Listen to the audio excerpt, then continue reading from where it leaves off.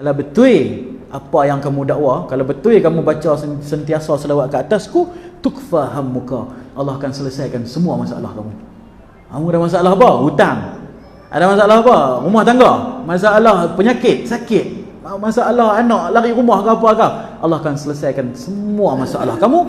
Wa yukaffaru laka dzambuk, dan Allah akan kafarahkan ataupun ampunkan semua dosa-dosa kamu. Dua kelebihan. Itu pun cukup dah. Lebih daripada cukup lagi. Allah ampun semua dosa, selesai masalah. Kita jadi pening kepala pasal banyak masalah, banyak dosa. Betul?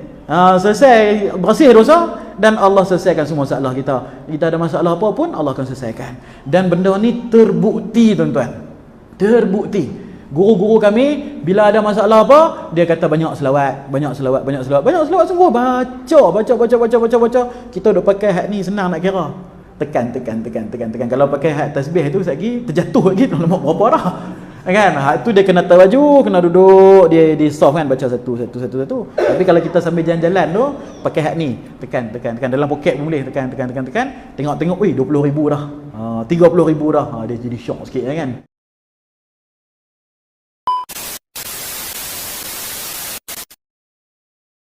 Belah-belah India, belah Pakistan, belah Afrika, Amerika, tuan-tuan akan jumpa jugalah 40 salat dan salam dia tulis kat situ. Yang ditulis yang disusun oleh Qutbul Aqtab Maulana Zakaria Kandahlawi. Yang tu adalah usaha Maulana Ibrahim, anak murid kepada Maulana Zakaria. Kemudian pada tahun 2010, waktu saya di Afrika, duduk mengaji di Afrika, saya minta jadi anak murid kepada Syekh Ibrahim ni. Umur dia 60 lebih dah masa tu. Masa tu saya iktikaf dengan dia sebulan di bulan Ramadan dalam masjid di Afrika sana. Masa saya jumpa dengan dia, saya ceritalah kepada dia ehwal di Malaysia apa semua. Dia teringin nak main Malaysia. Kemudian saya kata tak apa, insya-Allah ada rezeki kita main. Kemudian dia telah minta supaya saya terjemahkan buku-buku Maulana Zakaria rahmatullah alaih dalam bahasa Melayu dan disebarkan lah. Lepas tu dia bagi pengkhususan kitab selawat 40 ni. Hak ni penting untuk diedarkan. Masa tu 2010. Tapi saya duk tangguh, sibuk sana sibuk sini. Duk tak teringat tu lah. Sampailah 2019 bulan puasa baru-baru ni, saya dengan kawan saya, kita kena usahakan juga benda ni. Alhamdulillah Allah bantu. Maka ramai juga yang bagi infak, yang bagi duit. Puluh ribu jugalah untuk cetakan ni. Kita buka tabung. Alhamdulillah ramai orang masuk duit. Kita kata nak bagi free, pakat-pakat masuk duit lah. 10,000 kau dapat kutip. Kita pun cetak dah 36,000. Masih ada lagi duit dan kita nak cetak lagi. Pasal nak habiskan dulu 36,000 ni. Ada lagi beberapa, ada 1,000-2,000 lagi. Habis yang tu kita akan buat cetakan yang seterusnya. Pasal duit duk ada lagi, orang duk masuk lagi. Selagi ada permintaan, lagi tu kita akan print lah. Baik, jadi alhamdulillah Allah SWT terima lah. Dan baru saja sebulan tuan-tuan saya edarkan selawat ni. Alhamdulillah ramai dah yang melaporkan pelbagai keajaiban. Ni bukan cerita ajaib-ajaib apa dah. Dia ajaib lah. Apa orang kata rezeki dia dimurahkan kan. Masalah rumah tangga dia selesai dan macam-macam lagi lah. Selepas dia membaca selawat dan salam yang 40 ni.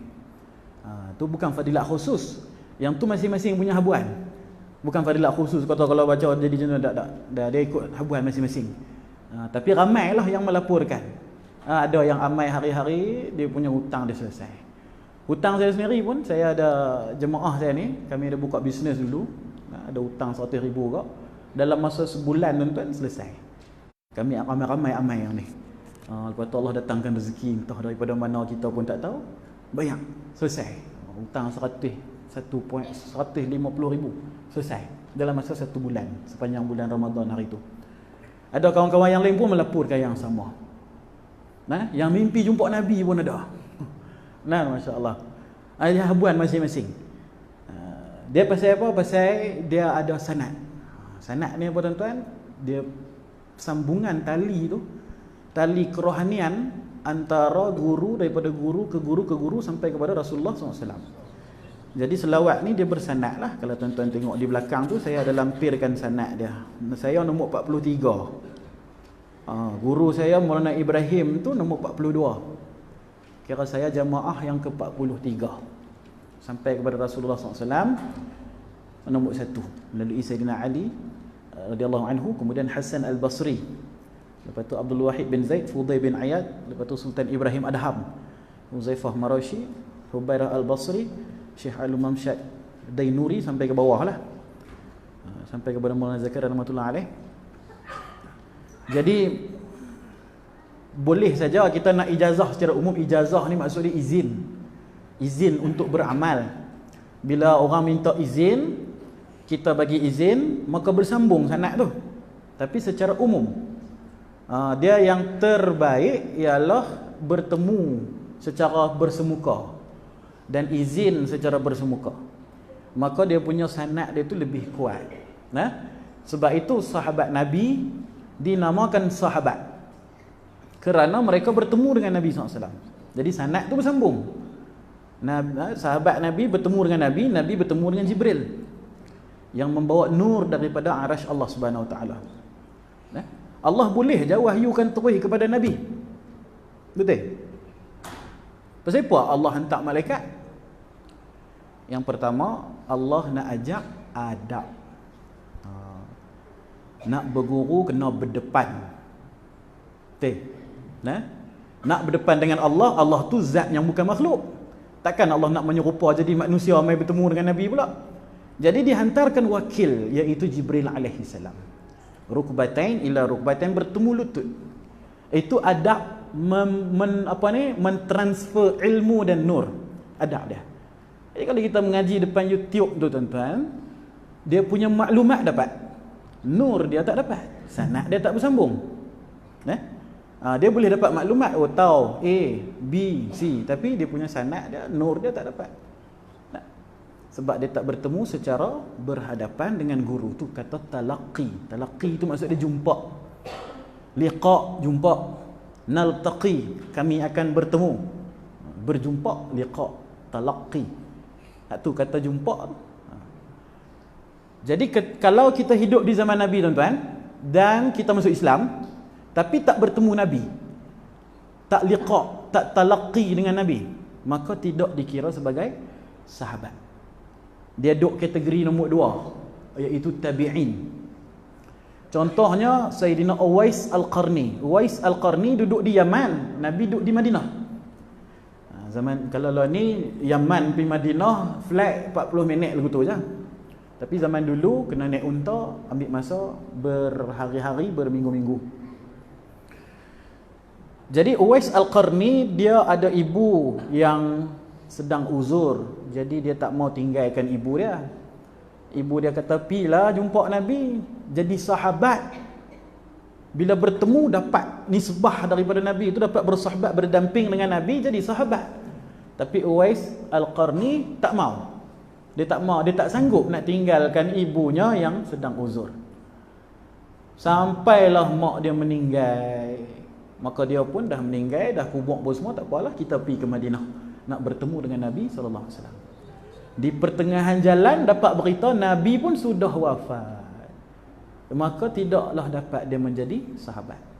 Walaupun maqam dia tinggi, martabat dia tinggi. Sampai Nabi SAW ni, walaupun tak pernah bertemu, tapi Nabi kenal Uwais Al-Qarni, sebab namanya disebut-sebut di langit. Sebab amalan dia hebat, hati dia bersih, dia khidmat mak dia. Khidmat mak dia, khidmat mak ni Masya Allah. Allah tingkatkan darjat. Terkenal di langit, di bumi orang tak kenal. Sampaikan Nabi perintahkan kepada Sayyidina Umar, Sayyidina Abu Bakar untuk cari Uwais Al-Qarni ni, minta doa daripada dia. Abu Bakar dengan Umar ni jiran Nabi dikubur. Jiran Nabi dikubur adalah jiran Nabi di syurga. Tetapi tetap Nabi suruh pergi jumpa dengan Uwais Al-Qarni untuk minta doa daripada dia. Dia orang yang khidmat pada mak dia. Orang khidmat pada mak ni, Masya Allah, sangat tinggi darjat dia. Tetapi tetap dia bukan dikira sebagai sahabat. Tinggi-tinggi, hebat-hebat macam mana pun dia tetap tabi'in. Tidak sampai dia ke taraf sahabat. Maka kelak di syurga, dia akan mendapat syurga yang lebih rendah daripada sahabat Nabi. Faham tak? Kepentingan talaqi, bertemu untuk memindahkan nur.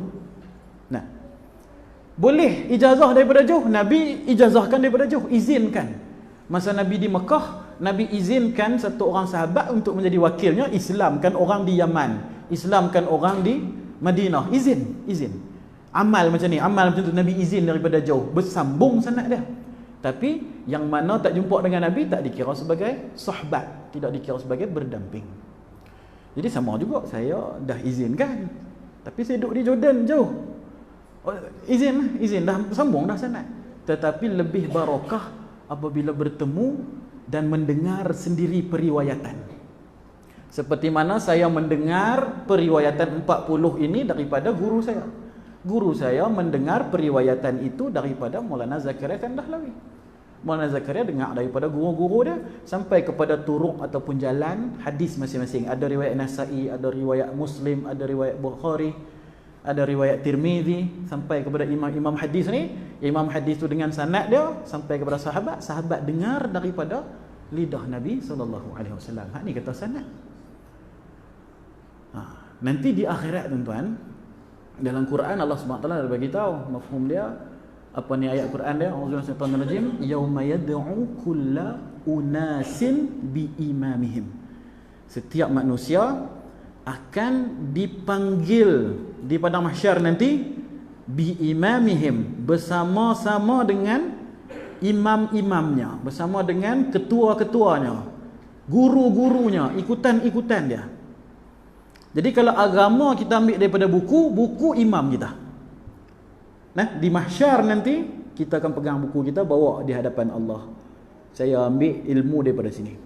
Kalau kita ambil ilmu daripada YouTube tu kita bawa depan Allah. Saya ambil ilmu daripada sini. Allah akan panggil yauma yad'u kulla unas bi imamihim. Semua manusia akan dipanggil bersama dengan pemimpin dia, ketua agama dia. Tapi kalau kita ada guru, kita selalu duk mengaji, guru pun dia ada sanad dia sampai kepada Rasulullah. Maka bila Allah tanya, kamu semayang angkat tangan ni, siapa ajak kamu? Apa dalil dia? Kita tak boleh nak jawab dalil, kita mana nak apa dalil. Kita orang awam, sibuk niaga, sibuk bisnes, sibuk office semua. Bila masa nak mengapai? Jadi kita kata saya tak tahu, saya ikut tok guru saya je. Saya yakin dan percaya dengan ilmu dia. Jadi gurulah yang akan ditanya. Guru pula kata saya pun tak tahu, saya belajar daripada guru saya. Guru yang atas pula akan ditanya oleh Allah, yang bawah lepas dah. Guru tu pun kata dia tak tahu, tanya yang atas. Guru yang sebelum dia sampai kepada sahabat. Sahabat tak berani jawab walaupun dia pun tahu. Sampai ke Imam Syafi'i, sampai ke Imam Hanbali. Dia pun tahu tapi dia pun tak berani jawab. Pasal neraka duduk depan mata, silap jawab habis. Di mahsyar nanti neraka Jahannam akan dibawa, diperlihatkan depan kita, tak berani nak bohong. Maka ditunjukkan kepada Nabi, saya belajar benda ni daripada Nabi. Tunjuk kata muka Nabi, syafaat belaka. Allah nak marah buat apa kat Nabi? Allah cukup sayang kat Nabi, takkan nak marah, tak tanya dah lah. Dah ada sanad sampai pada Nabi, maka semua turutan tu sampai kepada kita tu, semua selamat. Itu pentingnya ambil ilmu secara bersanad. Ini selawat, kita punya solat, kita punya puasa, kita punya zakat, semua tu kena sanad belaka. Nah, sebab tu kena ambil daripada guru-guru yang ada sanadnya. Guru tu kita kena tahu dia mengaji di mana, habis di mana, guru mana bagi ijazah kat dia, bukan boleh main jemput je. Pasal apa panggil ustaz ni? Dia famous, dia cakap bagus, tapi tak ada sanad. Dia mengaji di mana? Tak tahu. Mana ijazah dia? Siapa guru yang mengizinkan dia untuk mengajar? Tak tahu. Dia habis mengaji bab solat ni daripada kitab mana, guru mana, pondok mana, madrasah mana, tanya. Sebab itulah majlis-majlis agama membuat sistem tauliah. Faham ni? Orang kata apa susah nak menyampaikan ilmu pun susah lah. Dia bukan lagu tu. Agama dia ada sistem. Serupa macam hospital. Bolehkah kita suka-suka ambil orang tepi jalan jadi doktor? Saya duk tengok dia duk merawat orang di YouTube, bagus ya, ambil dia jadi doktor. Mana sanad dia? Di mana dia praktis dia punya perubatan tu. Bab-bab dunia kita teliti. Bab agama asal famous, asal pandai cakap, asal dia cakap sedap, jalan.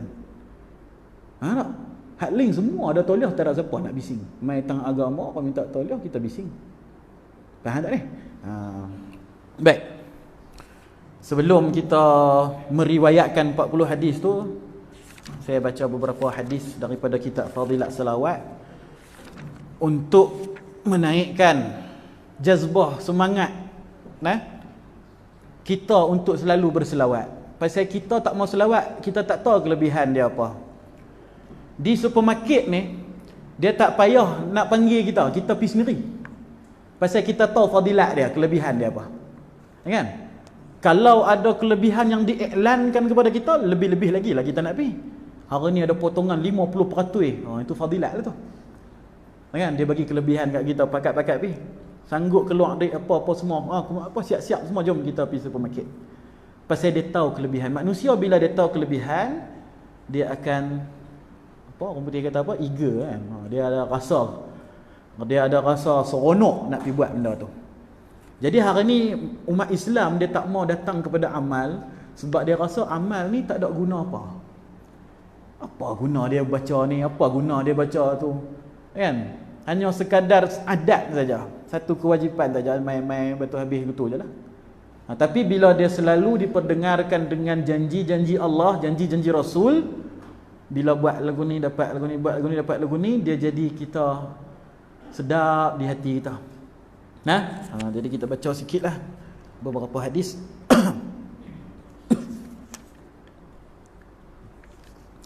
Baik, hadis yang pertama saya baca Bismillahirrahmanirrahim. An Ibni Mas'ud radhiyallahu ta'ala anhu qala Rasulullah sallallahu alaihi wasallam, inna awlan nasi fi yaumil qiyamah aktsaruhum alayya salawat. Rawahu Tirmizi wa Ibn Hibban fi sahihi. Riwayat Tirmizi dan Ibn Hibban di dalam kitab sahih mereka. Daripada Hazrat Abdullah bin Mas'ud radhiyallahu anhu meriwayatkan bahawa Rasulullah sallallahu alaihi wasallam bersabda, orang yang berselawat ke atasku sebanyak-banyaknya akan menjadi orang yang paling dekat denganku di hari kiamat. Ni sabda Nabi sallallahu alaihi wasallam, mafhum dia. Siapa yang memohon selawat yang sebanyak-banyaknya, maka akan menjadi orang yang paling dekat denganku di hari kiamat. Jadi orang yang paling dekat dengan Nabi bukan orang paling kaya, bukan orang paling alim, bukan orang paling banyak ilmu, bukan orang paling banyak PhD, bukan orang yang paling banyak ibadat. Tak. Tapi yang paling dekat dengan Nabi SAW di hari kiamat nanti ialah orang yang paling banyak berselawat. Guru-guru kami ini lidah dia tak bisa duduk diam, sentiasa selawat sallallahu alaihi nabil ummi, sallallahu alaihi nabil ummi, sampai dia punya nafas naik turun dia pun keluar selawat. Kerana apa? Kerana kalau dia hidup 60 tahun dia berselawat, dia tak tahu umur dia berapa. Kalau umur kita 100 tahun kita berselawat. Kalau umur kita 200 tahun kita berselawat. Jadi macam mana kita nak berebut nak menjadi yang paling dekat dengan Nabi SAW di hari kiamat nanti? Kalau kita tak start selawat lah ni, umur dah 30, 40, baki tak tahu apa ni. Baki umur kita tak tahu, mungkin lagi 20 tahun, mungkin lagi 30 tahun, mungkin lagi 10 tahun, mungkin lagi setahun. Jadi sebelum kita tinggalkan dunia ni, nafas naik turun kita ni mesti selawat sallallahu alaihi wasallam. Sallallahu alaihi, yang kalau kami punya selawat yang pendek tu sallallahu alaihi nabiyil ummi, nanti saya akan bacakan.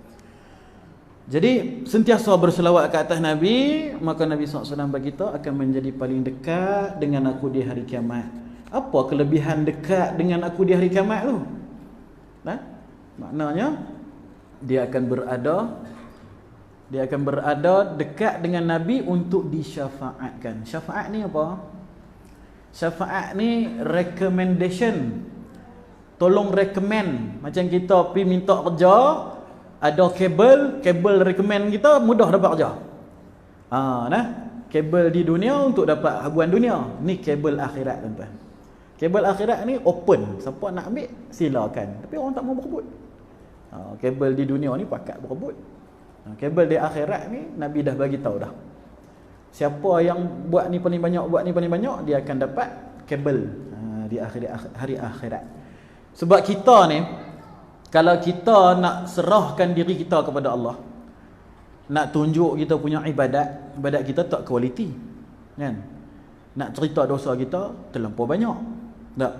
Quran kita tak kualiti, ilmu kita tak kualiti, semua tak kualiti belaka. Jadi nak dapat syurga tu tak layak. Tu yang orang duk meratib ilahi lastulil firdausi ahla. Aku tak layak masuk syurgamu, wala aqwa ala naril jahim. Tapi aku tak sanggup masuk neraka. Anak abang kata, nak rasa kita ni ahli syurga tak layak. Kalau kita duk fikir, duk hisap diri kita tak layak ni. Lebih banyak benda maksiat, lebih banyak benda tak elok daripada benda elok kita buat. Jadi macam mana nak selamat? Tidak kita bergantung kepada recommendation daripada Nabi. Bila kita pergi hisap di tempat hisap tu, Allah hisap kita, katalah habis kita punya amalan, kita duk mengumpat orang zalim ke orang ambil habis kita punya amalan. Tak cukup orang bagi pula dosa kat kita. Kira pendek kata ahli neraka. Na'udzubillah min zalik. Tapi disebabkan kita banyak berselawat pada Nabi, Nabi ada dekat dengan kita, Nabi akan recommend, ya Allah ni budak baik ni, hari-hari dia selawat. Nabi kalau recommend, confirm masuk syurga. Pasal Allah tidak akan menolak apa-apa permintaan Nabi. Apa-apa permintaan Nabi, Allah tak akan tolak. Nabi cakap sekali ya, buka mulut ya. Ya Allah ampunkan dia. Ampun weh. Tunggu nak cakap ya. Tapi tuan-tuan kena faham, manusia ada berbilion-bilion masa tu. Bukan semua orang Nabi larat nak syafaat. Siapa yang Nabi akan syafaat nanti tu? Hak paling banyak berselawat. Amal lain tak ada. Yang wajib kena buat lah. Amal-amal lain lah. Dia tak mampu nak baca Quran macam Imam Syafi'i kan, khatam sampai 2 kali sehari. Tak mampu nak buat 300-400 rakaat sembahyang tahajud. Tapi dia ada amalan selawat. Selawat sentiasa. Mudah-mudahan jadi syafaat buat kita. Hadis yang seterusnya, An Ibnu Mas'ud radhiyallahu ta'ala anhu, Nabi sallallahu alaihi wasallam qala inna lillah malaikah sayyan hina yuballighuni an ummati assalam. Rawahu an-Nasa'i. Daripada Abdullah bin Mas'ud radhiyallahu anhu meriwayatkan bahawa Rasulullah sallallahu alaihi wasallam bersabda, mafhumnya, ramai malaikat-malaikat Allah yang Allah hantar ke atas muka bumi ini berjalan-jalan dan membawa salam ataupun selawat yang dikirim oleh umatku kepadaku. Malaikat ni ada banyak tuan. Malaikat ni ada banyak. Berapa jumlah dia wallahu alam. Yang wajib kita tahu ada 10. Macam Nabi kita tahu jumlah dia ada 124,000 orang. Rasul ada 313. Ada setengah riwayat kata 315. Yang wajib kita tahu 25. Yang Rasul ulul azmi ada 5. Hak satu khatamun nabiyyin ada 1, iaitu Nabi Muhammad SAW, Nabi kita. Yang tu Rasul, itu akidah kita. Malaikat berapa banyak tak tahu. Yang wajib tahu 10 orang. 10 malaikat lah. Bukan orang kan. 10 malaikat. Berapa banyak tak tahu. Jadi malaikat ni yang kita tahu 10 tu, hak itulah yang hak besar-besar. Hak tu menteri-menteri bakal tu. Menteri-menteri di kalangan para malaikat. Tapi ada malaikat yang kita tak dikenali, mereka tugasan-tugasan mereka sangat dahsyat tuan-tuan. Setiap huruf tuan-tuan yang tuan-tuan buka dalam Al-Quran, dalam hadis, setiap alif, alif, ba, ta, tha, jim tu semua tu, huruf-huruf hijaiyah tu, setiap huruf itu ada malaikat yang diutuskan oleh Allah untuk menjaga. Untuk menjaga. Orang Melayu dulu depa kata khadam. Khadam ayat kursi, khadam kulhu, khadam apa Allah, khadam lafaz lam jalalah apa semua tu kan. Khadam. Beramal sampai khadam tu suka kat kita. Khadam tu malaikat. Malaikat yang menjaga ayat kursi. Dia baca ayat kursi 70,000 kali. Jadi khadam ayat kursi tu mai kat kita. Dia sentiasa dengan kita, dia sayang kat kita. Pasal kita baca 70,000 kali. Faham tak ni? Ni amalan orang dulu-dulu. Tapi hak tu kena ada guru lah kalau nak mengaji hak tu. Kan? Kalau 5 waktu kita tak jaga, nak duk kulhu apa semua tu, Hak bukan khadam hak tu mai, dia khadam hak satu lagi tu. Hak lain punya khadam dia akan mai. Dia mengaku khadam juga nanti dengan serban dia, dengan tasbih dia. Hak tu duk bisik tu. Hang ni Imam Mahdi ni. Hang Nabi Isa. Skrip dia sama tuan-tuan. Daripada dulu sampai lah. Tak mengaku Nabi Isa, dia mengaku Imam Mahdi. Tak mengaku Imam Mahdi, dia mengaku dia Rasul Melayu. Kan? Tak mengaku Rasul Melayu, tapi skrip dia lebih kurang lah. Pasal khadam hak sama duk mai. Kan? Duk kalut dengan khadam hak lain yang mai, bukan khadam yang hak malaikat tu. Khadam yang malaikat tu dia kena ambil daripada guru yang mursyid beserta dengan dia punya kaifiat-kaifiat yang tertentu. Jadi khadam tu malaikat menjaga setiap huruf. Menjaga surah Fatihah, yang menjaga surah Qul Huwallah. Jangan cerita Quran lah. Titisan air, titisan hujan. Setiap titis yang jatuh ke atas muka bumi itu ada malaikat yang membawanya. Malaikat tu bawa daripada langit, dan apa kerja dia? Kerja dia memastikan titisan itu jatuh di tempat yang ditetapkan oleh Allah. Dia tak boleh jatuh tempat lain. Malaikat tu kena jaga jangan jatuh kat tempat lain. Kat mana Allah takdir, kat situ malaikat tu akan bawa. Tugas dia tu ya. Membawa air hujan saja. Ni khadam-khadam kepada malaikat Mikail. Mikail ni dia menguruskan rezeki, termasuklah hujan, makan, minum kita. Kalau tuan-tuan tengok sepinggan nasi tuan-tuan, modal dia boleh jadi juta tuan-tuan.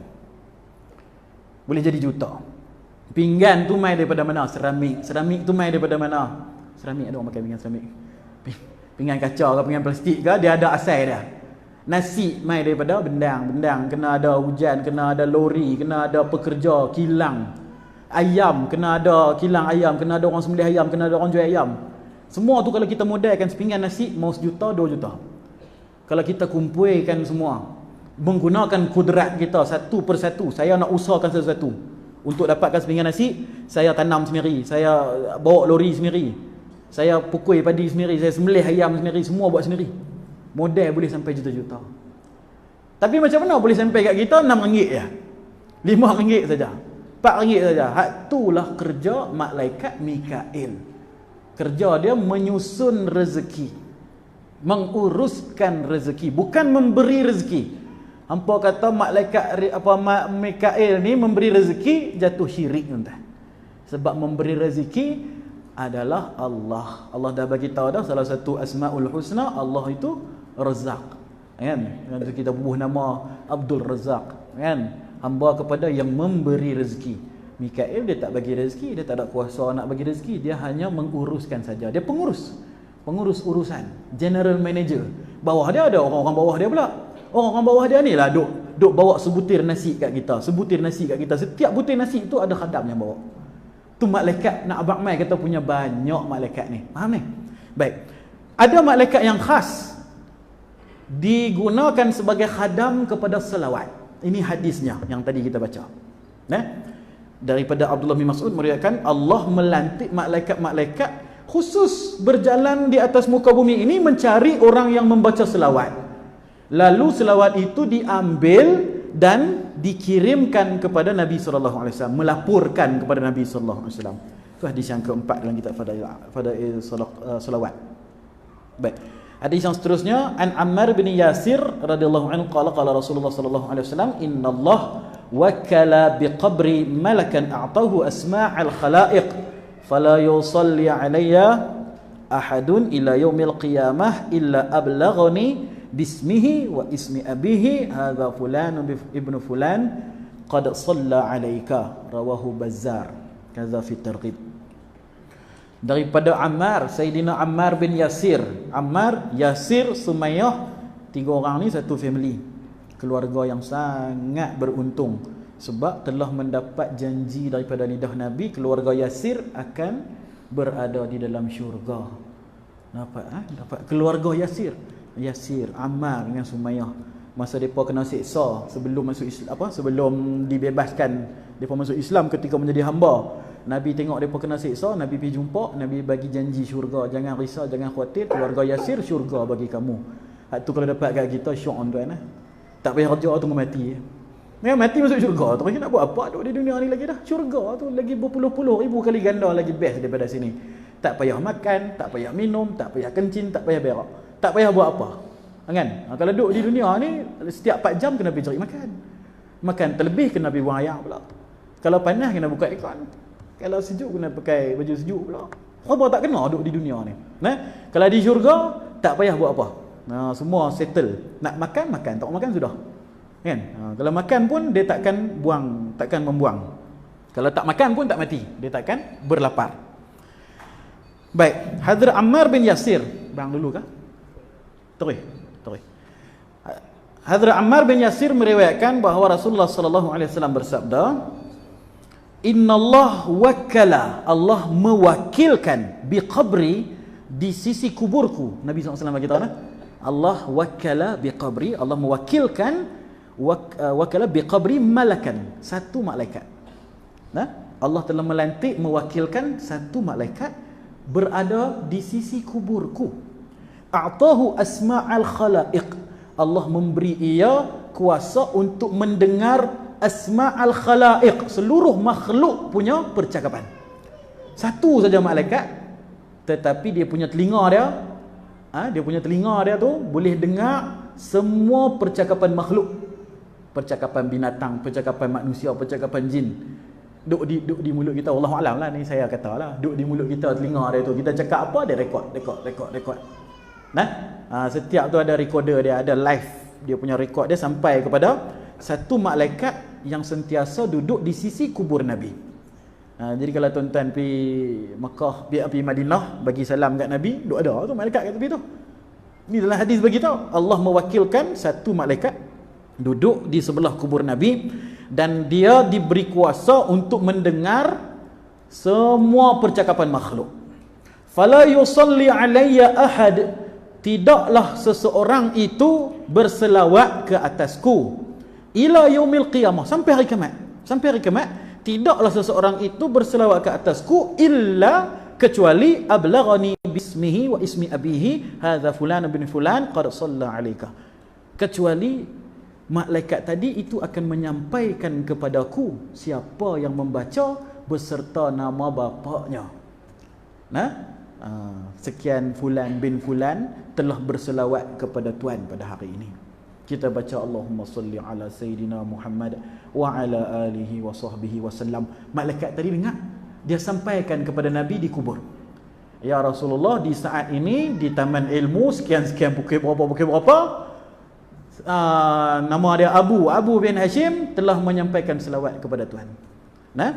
Nabi kata apa? Bismihi, dengan namanya, wa ismi abihi, dengan nama bapak dia sekali. Ulama tafsir kata apa? Dia dengan bapak dia dapat syafaat. Pak dia tak baca selawat pun. Kan? Pak dia tak baca selawat pun, duduk di rumah tengah duduk tidur ke apa, dia duduk baca selawat, tapi pak dia pun dapat syafaat juga. Kerana itu adalah kelebihan yang Allah SWT bagi kepada orang yang berselawat kepada Nabi SAW. Satu malaikat duduk di kubur Nabi itu, dia memang sentiasa dengar dia baca selawat, disampaikan kepada Nabi, dia report nama dia dengan nama bapak dia sekali. Hadza fulan bin fulan qad shalla alayka, mereka telah berselawat kepada Tuhan. Kita baca 100 kali dia melaporkan. Tuan-tuan bayang tengok nama kita disebut depan Nabi. Nama kita kan, Abu bin Ali disebut depan Nabi. Kalau sekali tak apalah, mungkinlah terlepas pandang. 2 kali, yalah, orang lain 500 kali sebut, kita 2 kali sebut, tenggelam lah. Serupa macam mesej di WhatsApp kita, tuan-tuan. Kan? Lambat sikit ya, dia turun ke bawah dah. Kan? Member kata, oh aku bagi hang mesej tak jawab no. Kita gali balik lah, ada. Tenggelam. Pasal dia bagi mesej sekali, cuba dia bagi 500 kali. Sentiasa duduk di atas. Nanti hari-hari duduk nampak tong ini dia mau perhatian pada kita. Macam tu lah, lagi banyak kita bagi selawat pada Nabi, nama kita duduk di atas. Kita bagi 100 ya, hak 5,000 kalahkan kita lama dah. Hak 10,000 sehari tu, nama kita langsung tak ada dalam list terus lah. Macam mana? Dengar sekali lalu begitu je. Tapi kalau kita pun 10,000, 50,000 sama naik dengan hak lain, duk berlumba tiap-tiap hari. Umat Nabi tuan-tuan ada 3 bilion, 4 bilion, tuan-tuan kena berlumba setiap hari. Kalau tiap hari Nabi nampak nama kita, weh hari ni 10,000. Semalam 10,000, hari ni 10,000, esok 10,000. Hari-hari Nabi dengar nama kita. 10 tahun Nabi dengar nama kita. 20 tahun dengar Nabi nama kita. Sebab itu ulama-ulama dulu tuan-tuan, mereka mendapat mimpi bertemu Nabi SAW. Nabi SAW berkata dalam hadis, man ra'ani fil manami faqad ra'ani haqqan. Sesiapa, mafhum dia dalam bahasa Melayu, sesiapa yang melihatku dalam mimpi, maka dia melihatku secara benar. Nak hurai pasal mimpi ni panjang pula nanti kan. Tapi pendek kata, ulama-ulama kita zaman dulu boleh dikatakan hampir semuanya mendapat mimpi kepada Nabi sallallahu alaihi wasallam kerana banyaknya berselawat. Tok guru saya tuan-tuan, masa saya di Afrika dulu, Tok guru saya cerita di India dulu, masa pengajian di Dioban kan 15 tahun, mula-mula 15 tahun, lepas tu turun ke 8 tahun. Lepas saya tak ramai dah yang mampu untuk mengaji 15 tahun. Kita mengaji degree 4 tahun pun jadi ustaz-ustaz dah kan. Ini zaman dulu di Dioban 15 tahun baru boleh dapat title Maulana. Dan ustaz saya nama dia Maulana Adam. Maulana Adam bukan nama dia, nama Sayyidina Muhammad. Maulana Adam maksudnya An-Nadwi, hafizahullah, masih hidup lagi. Dia kata zaman tok guru dia, bukan zaman dia, zaman tok guru dia cerita kat dia, pada zaman tu pengajian bukan 7 tahun, 8 tahun, 15 tahun. Dan tahun yang akhir itu akan diinterview setiap pelajar. Sepanjang hampa mengaji 15 tahun ni, besok dah dapat mimpi jumpa Nabi. Kalau tak dapat ijazah, tak dibenarkan mengajar. Ni zaman tok guru dia dulu. Tak dibenarkan mengajar. Belajar ya, hampa belajar 15 tahun, belajar 14 tahun, tapi tidak ada izin untuk mengajar. Dia tanya, interview seorang-seorang.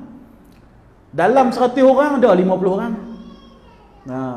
Pada awal-awal dulu dia kata semua dapat. Mengaji hari-hari kutub sitah tuan-tuan, Bukhari, Muslim, Tirmizi, Ibnu Majah, hari-hari duk baca qala Rasulullah, duk selawat setiap hari. Kan Nabi tak main. Nabi dengar nama kita, duk dengar nama kita setiap hari. Nabi rindu pada kita, Nabi minta izin pada Allah, masuk dalam mimpi dah.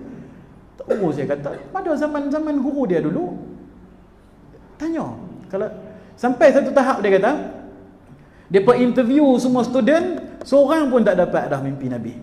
Seorang pun tak dapat dah. 50-100 orang student mengaji 15 tahun, seorang pun tak dapat. Akhirnya mereka mansuhkan sistem tadi. Kalau tak, siapa tak mengajar dah. Tak ada dah ustaz-ustaz yang akan mengajar. Pakai semua duk dengar je lah. Siapa duk mengajar kat atas ni, tak ada siapa dah. Semua tak layak. Tak ada seorang pun dapat mimpi Nabi. Zaman tu dah masuk zaman dia kata. Zaman tu dah masuk zaman dia. Dan dikurangkan daripada 15 tahun jadi 8 tahun. Yang pengajian yang sekarang ni kalau pergi Dioban, pergi madrasah-madrasah di India semua 7 tahun, 8 tahun. Dan tidak disyaratkan mimpi jumpa Nabi. Sebelum tu disyaratkan. Nak abang kata orang zaman dulu mimpi Nabi ni biasa. Biasa sangat-sangat. Kerana banyaknya berselawat. Hari ni siapa mengaji 15 tahun, 8 tahun tak mimpi Nabi pasal tak beramal. Duk baca saja hadis kat orang ni, baca selawat banyak ni bagus, tapi dia sendiri tak beramal. Patutnya dia, apatah lagi dia seorang ustaz, ulama, maulana, dia kurang-kurang kena 10,000 sehari. 10,000. Habis koman pun 5,000 lah. 5,000 lah untuk ustaz kan, untuk ustaz. Hak orang awam 1,000. 1,000 sekali. Kita 100. Hak bawah pada awam tak tahu nak panggil apa. Tak tahu nak panggil apa lah, 100 tak lepas. Pendek lah, sallallahu ala nabi umi. Kalau 1,000 tu sejam tak habis kan. Tuan-tuan baca ni sambil nak pergi bawa kereta nak pergi kerja tu baca sallallahu alaihi umi sampai tak silap sampai 200 lah. Kan? Sambil duk foto stat, duk buat kerja apa semua, duk tag apa semua tu baca sallallahu alaihi umi. Habis kan. Sekurang-kurangnya 1,000 satu hari. Muhammad. Baik. Jadi Allah melantik satu malaikat yang akan menyampaikan nama kita, nama bapa kita. Hadis yang seterusnya, satu lagi hadis lah, sebab dah bunyi bang dah tadi tu. Bunyi apa ni? Bunyi masuk isyak noh. Kita baca satu lagi hadis, lepas tu kita buat periwayatan lah.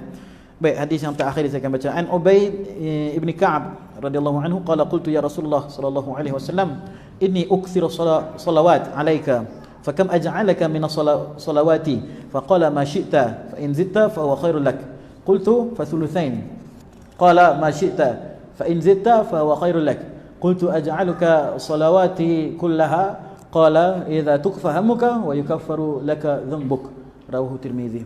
Daripada Ubay bin Ka'ab. Ubay bin Ka'ab ni seorang sahabat Nabi yang hafiz Quran, suara sedap. Nabi kalau suruh baca Quran, Nabi akan minta pada Ubay bin Ka'ab. radhiyallahu anhu meriwayatkan bahawa beliau telah bertanya kepada Rasulullah SAW, berapa lama dalam masa satu hari aku patut berselawat ke atasmu? Nah, dia soalan dia.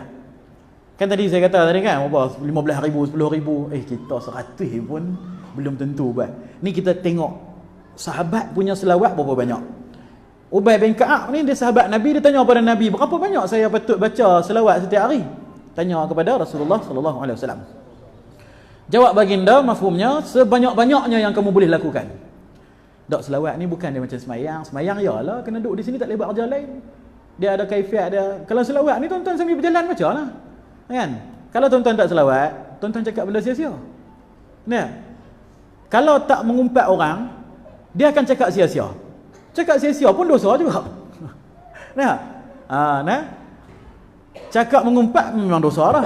Cakap sia-sia pun akan menjadi dosa apabila terlampau banyak cakap benda merapu, cerita drama ni drama tu. Daripada cakap benda tak tentu arah tu, kita baca selawat sallallahu alaihi wasallam. Bila time sembang kita sembanglah sikit. Habis tak ada apa dah, kita baca balik selawat. Jadi kita masuk kereta, buka lagu, duk menyanyi lagu gonggang kan. Jadi hati kita jadi gelap kan. Hati jadi gelap. Rezeki kita, pintu dia ditutup. Rezeki ni yang bawa tu siapa tuan-tuan? Malaikat Mikail punya bawahan dia yang saya cerita tadi tu. Kalau tuan-tuan nak berkat rezeki, tuan-tuan kena jaga selawat, jaga apa kita cakap, jaga apa kita dengar. Pasal benda tu semua adalah pintu-pintu rezeki. Malaikat Mikail mai kat kita duk dengar lagu rock tu. Macam mana nak bagi berkat rezeki tu? Dan orang kata tak haram, bukan cerita haram, cerita pasal berkat rezeki. Rezeki tetap akan dapat seperti yang telah ditetapkan. Tuan-tuan dapat 100 ditetapkan, tak dikurangkan, tak dilebihkan. Ajal kita umur 60 sampai 60, tak dikurangkan, tak dilebihkan. Tapi dalam takdir kita ada berkat. 100, betul? Allah bagi 100, itu yang ditetapkan. Tapi boleh guna untuk 1000. Itu berkat. Nah, kita katalah kita menega, besok kita menega dapat 100. Rezeki kita memang 100. Nah, disebabkan hari itu kita jaga amal, jaga selawat apa semua, Allah mudahkan urusan kita seharian. 100 itu kita boleh manfaat, bayar duit apa karen, bayar duit ni, bayar duit tu, boleh makan, boleh bagi mak ayah apa semua, cukup. Tapi kalau tak berkat, dapat 100 juga. Tapi sekejap balik, sekejap pum, tayar pecah kan. Sampai-sampai di rumah, sekejap dia punya lampu belayak terpadam kan. Segala musibah apa semua hak duk mai tu yang mengeluarkan duit kita. Kita duk seronok hari ni dapat untung banyak. Tapi yang hak duk bayar, hak duk tepi duk bayar tu, hak tu sebab tak berkat. Tadi tuan-tuan kalau tuan-tuan baca Yasin waktu pagi, baca selawat setiap hari banyak sebanyak-banyaknya, tuan-tuan akan dapati hidup tuan-tuan ni jadi mudah sangat-sangat. Mudah. Dapat 1000 tu boleh guna manfaat sepenuhnya. Manfaat sepenuhnya lah. Kita tengok orang tua-tua kita dulu kan, berkat hidup mereka. Jadi Nabi bagi tahu sebanyak-banyaknya yang kamu boleh lakukan. Kita duk kira sebanyak-banyaknya tu 100 kot noh. Kita duk kira 100 ya. Baik. Maka beliau bertanya, cukupkah dengan 1/4 daripada masa itu? 24 jam, 1/4 daripada 24 jam bersamaan 6 jam. Tuan-tuan bisa selawat 6 jam? 6 jam boleh dapat berapa ribu tuan? Ni sahabat tanya, cukup tak 1/4 daripada 24 jam? Baginda menjawab, ma syi'ta fa in zitta fa huwa khairul lak. Jika kamu mau, kamu tambah dan itu lebih baik bagi kamu. 6 jam tak cukup. Kalau cukup. Tak, ni kalau hang tambah lagi bagus. Lah, kalau tambah lagi bagus. Kemudian sahabat tadi kemudian bertanya pula, patutkah aku menghabiskan nisfu, setengah daripada masa itu? Setengah daripada 24 jam, 12 jam. Tuan-tuan bisa selawat 12 jam? Bisa. Itu pun Nabi kata, ma syi'ta, suka hati kamu lah. Fa in zitta, kalau hang tambah, fa khairul laka, maka itu lebih baik bagi kamu. Setengah hari, tak boleh jadi. Dia kata setengah hari, 12 jam tu pun Nabi tak puas hati lagi. Hazrat Ka'ab pun tanya lagi, Ubay bin Ka'ab tanya lagi, kalau macam tu 2/3 okey tak? 2/3 bersamaan berapa? 16. Apa? 18 jam. Kita ada 24 jam. 2/3 berapa? 16 jam. 18. Hampir 20 jam. Yang tu pun Nabi jawab benda yang sama, ma syi'ta fa in zita fa huwa khairul lak. Suka hati hang, tapi kalau tambah lagi bagus. Nah, bila dengar je hak tu tak ada dah. Makna kata Nabi nak suruh selawat tu sentiasa sampai jadi nafas kita. Yang sampai kata selawat sampai jadi nafas, naik sallallahu alaihi wasallam, keluar sallallahu alaihi wasallam. Masuk turun selawat pada Nabi. Hak tu yang Nabi nak bagi tahu kepada dia. Maka mendengarkan sabdaan Rasulullah itu, Hazrat Ubay bin Ka'ab pun berkata, wahai Nabi Allah, sekarang aku berazam hendak menghabiskan keseluruhan masaku pada satu hari itu untuk berselawat ke atasmu. Naik ni Ubay bin Ka'ab punya selawat. Jadi selawat kena berapa? 100 koman lah tuan-tuan. Macam mana nama kita nak naik? 6 jam tak cukup, 12 jam tak cukup, 18 jam tak cukup. Kena sentiasa. Kan? Kecuali kalau macam kita tengah bercakap ni, tak boleh lah. Kalau kita apa orang kata, dia selawat ni, dia kalau kita tak boleh sebut di mulut, sebut di hati. Sebut di hati, Allahumma salli Allahumma salli. Bila kita duk bercakap dengan kawan, kita selawat di hati juga. Pasal orang duk bercakap, kita takkan kita duk sok-sok dia kata, "Hang ni dengar ke tak dengar?" Kan, kita selawat di hati, jaga hati dia. Lepas tu dia dah tak bercakap dengan kita selawatlah balik. Allahumma salli. Orang tak payah tahu pun, kan? Kalau tok guru saya dia ajak zikir nafas. Zikir nafas ni tarik nafas sallallahu alaihi wasallam sampailah dia tak bunyi. Jadi orang tak tahu kita berselawat sambil tarik nafas lepas nafas. Tarik nafas lepas nafas. Itu ada kaifiat tertentu daripada guru yang tertentulah. Baik. Jadi Ubay bin Ka'ab kata, aku akan berselawat keseluruhan masaku untukmu. Maka Nabi pun bagi tahu, qala, berkata Nabi SAW, idza tukfa hammuka wa yukaffaru laka dhanbuk. Kalau betul apa yang kamu dakwa, kalau betul kamu baca sentiasa selawat ke atasku, tukfa hammuka, Allah akan selesaikan semua masalah kamu. Kamu ada masalah apa? Hutang. Ada masalah apa? Rumah tangga. Masalah penyakit, sakit. Masalah anak lari rumah ke apa ke, Allah akan selesaikan semua masalah kamu. Wa yukaffaru laka dhanbuk, dan Allah akan kafarahkan ataupun ampunkan semua dosa-dosa kamu. Dua kelebihan. Itu pun cukup dah. Lebih pada cukup lagi. Allah ampun semua dosa, selesai masalah. Kita jadi pening kepala pasal banyak masalah, banyak dosa. Betul? Selesai bersih dosa dan Allah selesaikan semua masalah kita. Kita ada masalah apa pun Allah akan selesaikan. Dan benda ni terbukti tuan-tuan. Terbukti. Guru-guru kami bila ada masalah apa, dia kata banyak selawat semua, baca. Kita duk pakai hak ni senang nak kira. Tekan. Kalau pakai hak tasbih tu lagi terjatuh lagi dalam berapa dah. Kan? Hak tu dia kena terwaju, kena duduk, dia soft kan, baca satu. Tapi kalau kita sambil jalan-jalan tu pakai hak ni, tekan dalam poket pun boleh, tekan. Tengok, 20,000 dah. 30,000 dah. Dia jadi syok sikit kan. Ni kalau kita tak tahu dia punya jumlah dia jadi tak syok okeylah. Jadi kalau tuan-tuan tekan sallallahu alaihi wasallam, baca jasa, Allah selesaikan masalah. Alhamdulillah. Atas sebab itu tuan-tuan, kita nak perkenalkan selawat kepada orang-orang kita ni. Pasal kita ni selawat kita tahu bagus, tapi kita selawat masa bila? Masa lepas sembahyang tu pun sikit je. Nak yang saya saja baca 100 kali tak ada, 200 kali tak ada. Jadi kita bagi amalan yang bersanad macam ni. Sebab kita ni tuan-tuan, bila kita buat amal tak ada sanad, dia dapat pahala tapi kesan tu tak apa nak ada, ruh tu tak apa nak ada. Bila kita dah ada sanad, saya dengar daripada tok guru saya dengar sampai kepada Rasulullah SAW, insya-Allah dia punya sedap di hati tu akan terasa. Tuan-tuan tak percaya, tuan-tuan try amal tengok. Buat dulu sebulan. Beza tak dengan selawat selama ni duk baca. Dia selawat biasa aja, selawat Ibrahimiyah kita duk baca masa kita duk sembahyang tu, Allahumma shalli ala Muhammad kama shallaita ala Ibrahim wa ala ali Ibrahim. Lepas tu yang tu 25 yang pertama, 20 yang apa ni, 15 yang terakhir tu at-tahiyat. Selawat tahiyat kita tu.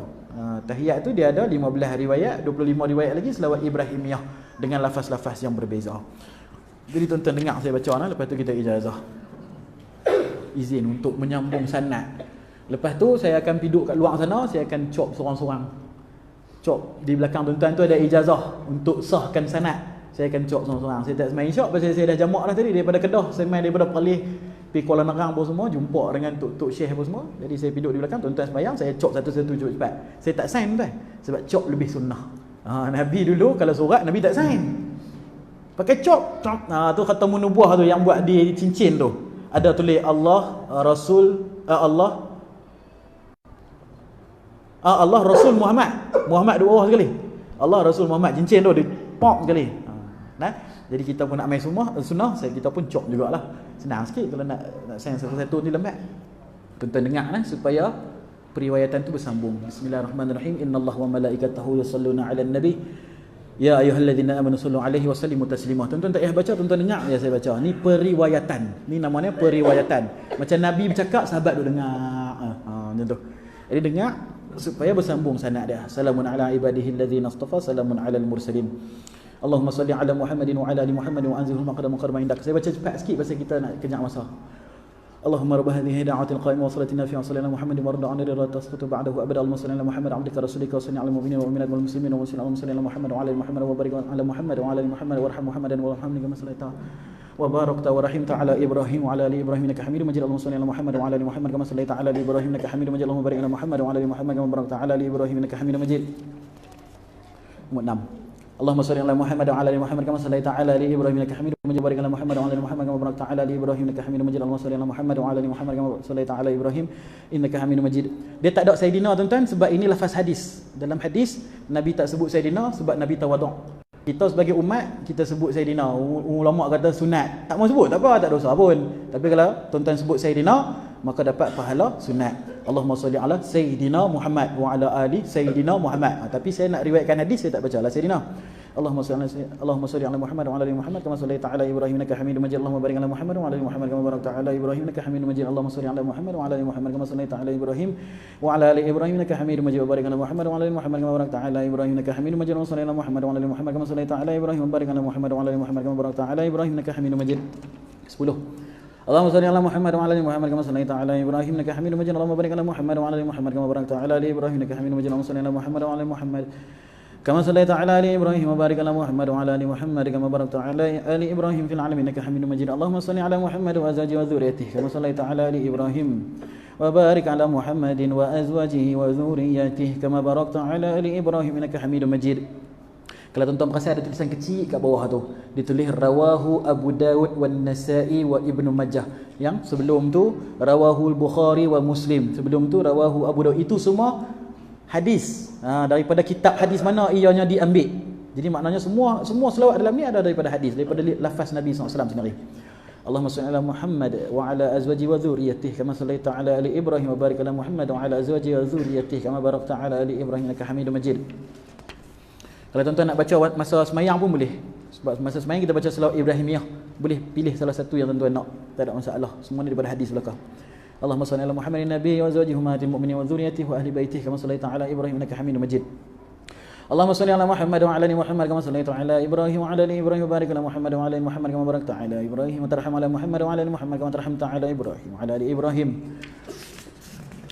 اللهم صل على محمد وعلى ال محمد كما صليت على ابراهيم وعلى ال ابراهيم انك حميد مجيد اللهم بارك على محمد وعلى ال محمد كما باركت على ابراهيم وعلى ال ابراهيم انك حميد مجيد اللهم ترحم على محمد وعلى ال محمد كما ترحمت على ابراهيم وعلى ال ابراهيم انك حميد مجيد اللهم تحنن على محمد وعلى ال محمد كما تحننت على ابراهيم وعلى ال ابراهيم انك حميد مجيد اللهم سلم على محمد وعلى ال محمد كما سلمت على ابراهيم وعلى ال ابراهيم انك حميد مجيد اللهم صل على محمد وعلى ال محمد كما وبارك وسلم على محمد وعلى ال محمد وارحم محمدا وعلى محمد كما صليت وباركت وترحمت على ابراهيم وعلى ال ابراهيم في العالمين انك حميد مجيد اللهم صل على محمد وعلى ال محمد كما صليت على ابراهيم وعلى ال ابراهيم انك حميد مجيد اللهم بارك على محمد وعلى ال محمد كما باركت على ابراهيم وعلى ال ابراهيم انك حميد مجيد. 19 اللهم صل على محمد عبدك رسولك كما صليت على ابراهيم وبارك على محمد وعلى ال محمد كما باركت على ال ابراهيم اللهم صل على محمد النبي امي وعلى ال محمد كما صليت على ابراهيم وبارك على محمد النبي امي كما باركت على ابراهيم انك حميد مجيد اللهم صل على محمد عبدك رسولك النبي الامي وعلى ال محمد اللهم صل على محمد وعلى ال محمد صلاه تكون لك رضا وله جزاء ولحقه أداء وأعطيه الوسيلة والفضيلة ومقام محمود الذي وعدته وجزيه عنا ما هو أهله وجزيه أفضل ما جزيت نبيا قومه ورسولا عن أمته وصلي على جميع خيره من النبي والصالحين يا أرحم الراحمين. Untuk guru saya pesan bila baca ya Arhamar Rahimin tu kita tunggu 2-3 saat, niat dalam hati ya Allah dengan berkat selawat ni masukkanlah aku dalam syurga dengan rahmat-Mu. Itu untuk guru kami pesan. Saya dah tulis dah kat bawah tu. اللهم صل على محمد النبي الأمي وعلى آل محمد كما صليت على إبراهيم وعلى آل إبراهيم وبارك على محمد النبي الأمي وعلى آل محمد كما باركت على إبراهيم وعلى آل إبراهيم إنك حميد مجيد اللهم صل على محمد وعلى أهل بيته كما صليت على إبراهيم إنك حميد مجيد اللهم صل علينا معهم اللهم بارك على محمد وعلى ahli baitihi kama barakta ala Ibrahim innaka Hamidum Majid. Allahumma barik alaina ma'ahum salawatullahi wa salawatul mu'minin ala Muhammadin nabiyil ummi. Allahumma ja'al salatika wa rahmataka wa barakatika ala Muhammad wa ala ali Muhammad kama ja'alta ala ali Ibrahim innaka Hamidum Majid. Wa barik ala Muhammad wa ala ali Muhammad kama barakta ala Ibrahim wa ala ali Ibrahim innaka Hamidum Majid. Wa sallallahu ala nabiyil ummi. Hak nombor 25 ni yang saya kata selawat pendek tu yang dibaca setiap masa. Hak ni Tok Guru saya pesan, yang ni lah selawat pendek yang perlu dibaca sentiasa daripada bangun tidur tu start dah sallallahu ala nabiyil ummi. Kan, sallallahu ala nabiyil ummi. Baca laju-laju jadi sallallahu baca sampai kalau boleh maghrib ke maghrib. Nah, tu kira satu hari. Dalam Islam dia kira maghrib ke maghrib. Baru kira satu hari. Jadi macam tadi lepas maghrib tadi saya duduk start. Baca. Berapa dah tadi dapat? Yang baru 178. Pasal terus main mengajak kan. Dalam perjalanan saya daripada rumah mai sini pun dapat 178. Kalau dapat habiskan sampai maghrib esok boleh dapat 10,000 boleh, 15,000 boleh. Tuan-tuan try amal tuan-tuan. Insya-Allah kehidupan tuan-tuan akan dipermudahkan. Rezeki akan diberkatkan. Kan, hubungan apa suami isteri anak pun semua Allah akan masukkan ketenangan dalam hati, sejuk dalam jiwa dan sebagainya. Ni selawat dia sallallahu ala nabiyil ummi. Kalau dalam ni dia tulis wa sallallahu ala nabiyil ummi, wa tu sebab ambil daripada hadis, tapi untuk amal secara berasingan waw tu kita buang. Jadi baca sallallahu ala nabiyil ummi saja. Ya biasa.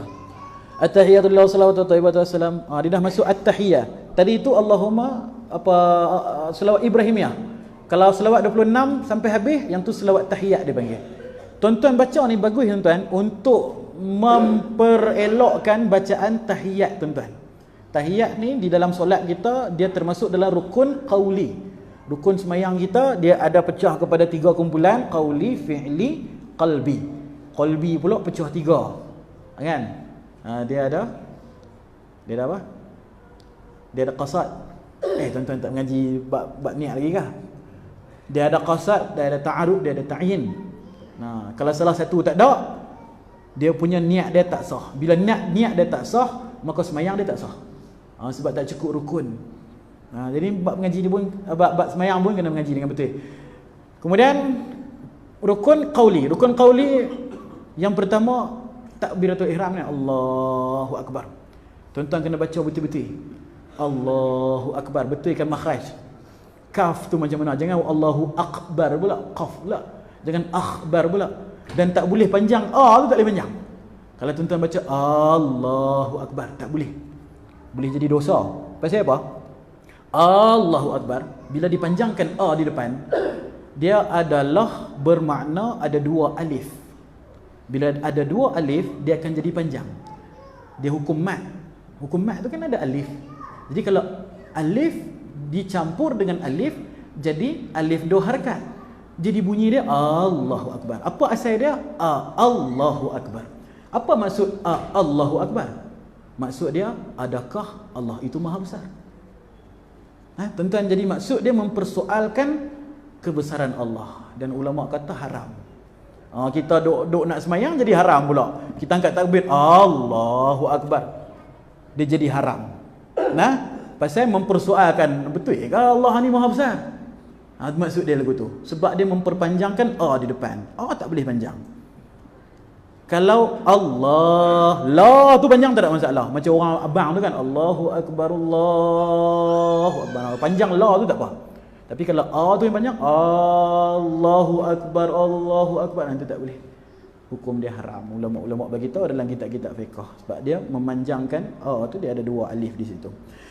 Yang tu takbiratul ihram. Lepas tu yang kedua, rukun qauli semayang kita apa? Surah Fatihah. Surah Fatihah tuan-tuan kena cari tok guru baca depan dia. Betul tak betul? Kan kita jangan malu tuan-tuan ni, untuk akhirat kita masuk kubur nanti Allah tanya kita mampu tuan nak jawab apa. Di dunia kita malu tebal muka tak mau jumpa orang, nak perbetulkan Fatihah kita.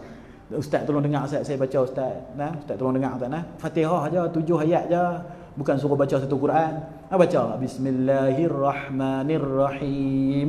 Alhamdulillahi Rabbil Alamin. Baca satu-satu. Sebab kita ni mulut mucung tak mucung pun dia mengganggu makhraj. Bila kita baca Bismillah, kalau kita senyum lebih sikit dia macam lain lah. Bis senyum lebih sikit dia jadi makhraj dia macam lain.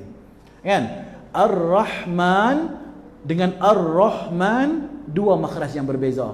Waktu baca Ar-Rahman, mulut tak boleh muncung. Kalau tuan-tuan muncung, dia jadi makna lain, dia jadi makhraj lain.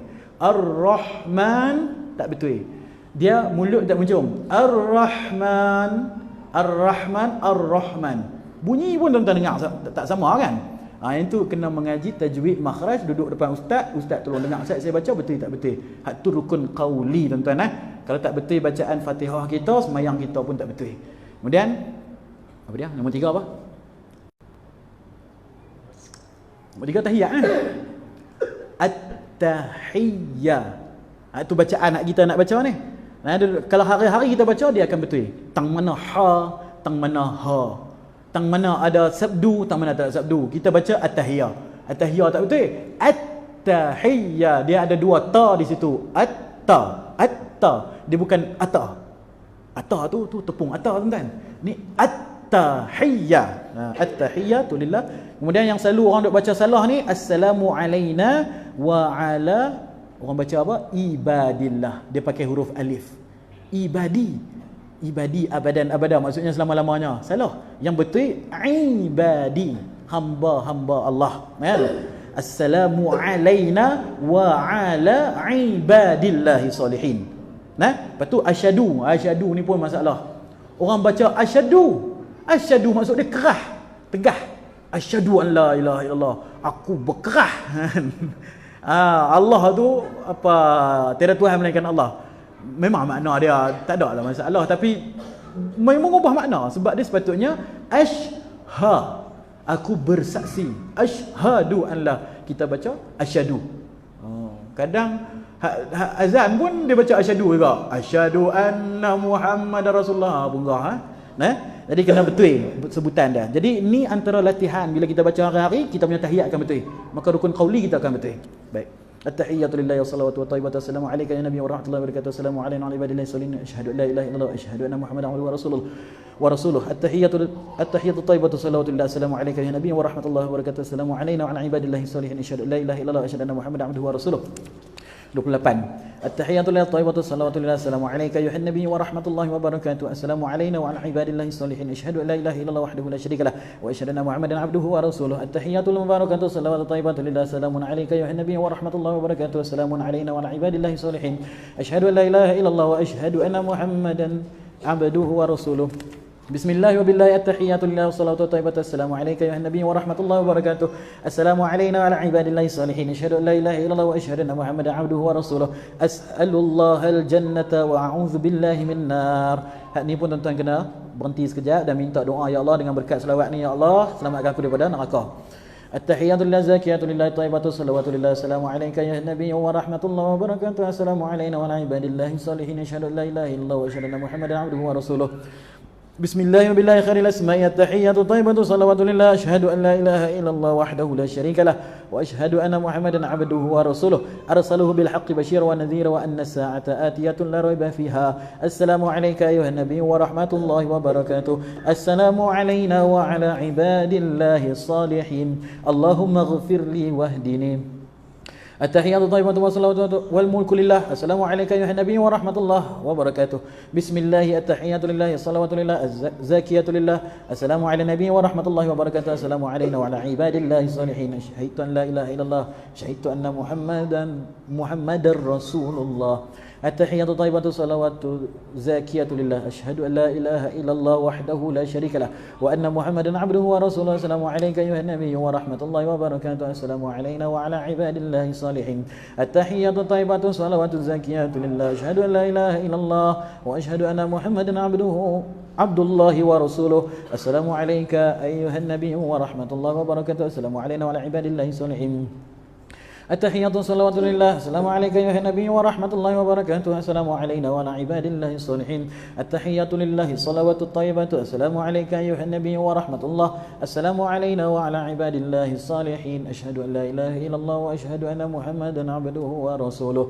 At-tahiyyatu mubarakatuh salawatu thayyibatu lillah. Assalamu alayka ya nabiy wa rahmatullahi wa barakatuh. Assalamu alayna wa ala ibadillahi salihin. Asyhadu an la ilaha illallah wa asyhadu anna Muhammadan Rasulullah. Bismillahi wassalamu ala Rasulillah. Alhamdulillah. Yang belakang ni tuan-tuan baca sendiri lah. ketika hari Jumaat kita sunnah Nabi inilah, sunnah Nabi ini Nabi SAW ada bagi tahu dalam hadis, siapa yang baca selawat ni selepas sembahyang asar di hari Jumaat. Hari Jumaat lah. Lepas sembahyang asar tu kan kita tak ada sembahyang sunat. Jadi kita baca selawat ni 80 kali, maka dosa 80 tahun akan diampunkan oleh Allah Subhanahu Wa Taala. Selawat itu dia ada dua riwayat. Yang pertama, Allahumma salli ala Muhammadin nabiyil ummi wa ala alihi wa sallim taslima. Yang kedua, riwayat yang lebih pendek, Allahumma salli ala Muhammadin nabiyil ummi. Baca 80 kali sebelum bangun. Tuan-tuan mai sembahyang jemaah, sembahyang asar. Kalau orang perempuan tak mai sembahyang jemaah, sembahyang di rumah, lepas sembahyang asar tu jangan berdiri. Kan? Jangan bangun. Baca dulu 80 kali baru bangun. Nah, ni siapa baca, Nabi SAW bagi tahu Allah akan ampunkan dosa dia 80 tahun. Baik. Kemudian yang di belakang sekali itu sanadlah, nanti saya tuan-tuan boleh kumpul nanti ada mana Aziz ke siapa ramai tak? Kumpul semua kat member kumpul semua di belakang, sekali saya akan cop satu-satu. Dan ada lagi beberapa ijazah yang lain. Kita nak memperkenalkan amalan berijazah, tuan-tuan. Amalan yang berijazah ni adalah amalan warisan daripada zaman dulu lagi, zaman sahabat, zaman kepada tabi'in.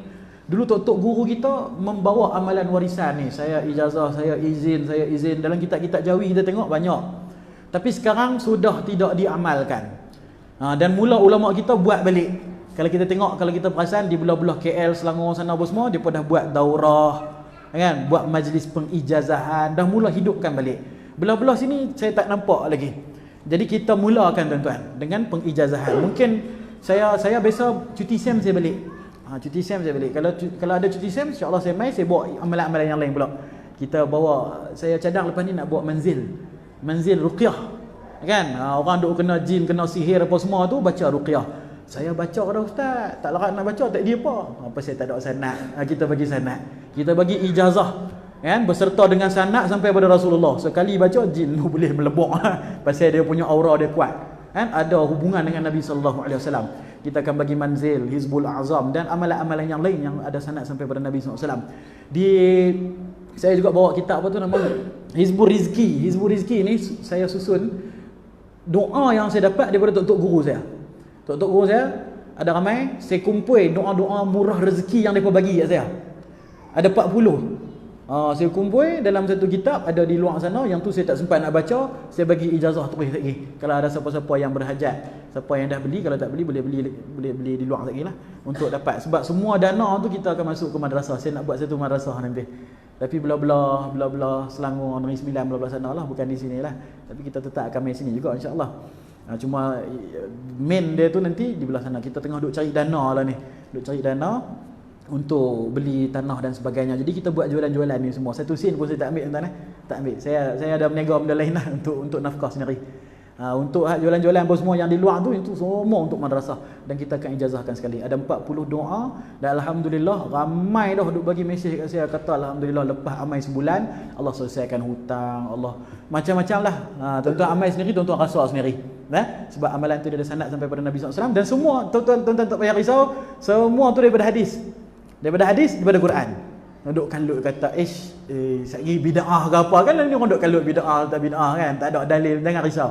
Kita bagi umum ni semua ada dalil, ada hadis belakang. Ni tuan-tuan sendiri nampak dia punya rujukan dia. Tuan-tuan boleh buka Bukhari, Muslim, cari. Semua adalah hadis. Buku doa saya bawa di belakang tu pun semua daripada hadis-hadis Nabi. Amal setiap hari, Allah akan murahkan rezeki, mudahkan rezeki kita insya-Allah.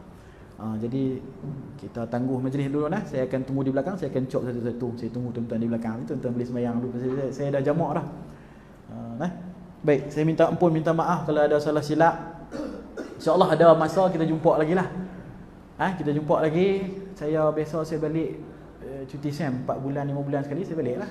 Kalau ada ijazah-ijazah baru nanti saya akan bawa mai kat sini. Yang orang perempuan pun boleh kumpul juga kalau nak dapatkan cop untuk pengesahan sanad. Baik, saya tangguh majlis dulu dengan tasbih kafarah dan surah Wal Asr. Bismillahirrahmanirrahim. Subhanallah bihamdi, subhanakallah wa bihamdika, asyhadu an la ilaha illa anta, astaghfiruka wa atubu ilaik. Bismillahirrahmanirrahim. Wal 'asri innal insana lafi khusr illa alladhina amanu wa 'amilus solihati wa tawassaw bil haqq wa tawassaw bis sabr. Alhamdulillah alamin. Saya terlupa tuan-tuan, saya kena ijazah, terlupa. Jadi amalan yang tuan-tuan dengar daripada saya tadi tak ijazah, yang kita main hujah tak ijazah. Saya dengan nama Allah saya ijazahkan kepada tuan-tuan semua yang menghubung, yang saya terima ijazahnya daripada guru-guru saya. Jadi tuan-tuan boleh akad terima. Sebut qabiltu.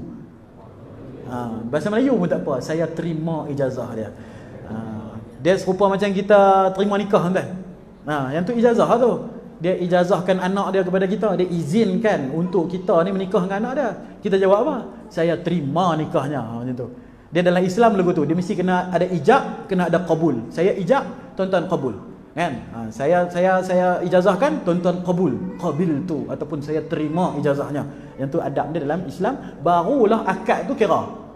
Kalau dia tak jawab, tak sah. Saya kata saya ijazahkan, tuan-tuan tak jawab. Tak sah. So macam Tok Kadi, saya nikahkan apa siapa-siapa sekian-sekian dengan maharnya sekian-sekian. Dia duduk sengap begitu. Dia tak jadi nikah tuan. Tak jadi nikah. Orang sebelah semua kata tak sah. Macam tu juga pengijazahan yang lain-lain pun sama. Kita jual beli pun sama. Saya jual saya beli. Tu ijab qabul. Hak ni Islam. Ada ijab, ada qabul. Ijazah pun ada ijab, ada qabul. Kita bagi serban, bagi apa semua, ada ijab, ada qabul. Semua tu ada tradisi belaka daripada zaman Nabi SAW sampai ke hari ini. Jadi kita hidupkan balik. Mudah-mudahan dengan kita menghidupkan balik amalan-amalan ni semua, Allah berkat kita punya kampung kita lah. Kampung kita, anak-anak kita, keturunan kita semua akan mengamalkan sunnah-sunnah Nabi sallallahu alaihi wasallam. Baik tuan-tuan, saya tunggu di belakang sana. Assalamualaikum warahmatullahi wabarakatuh.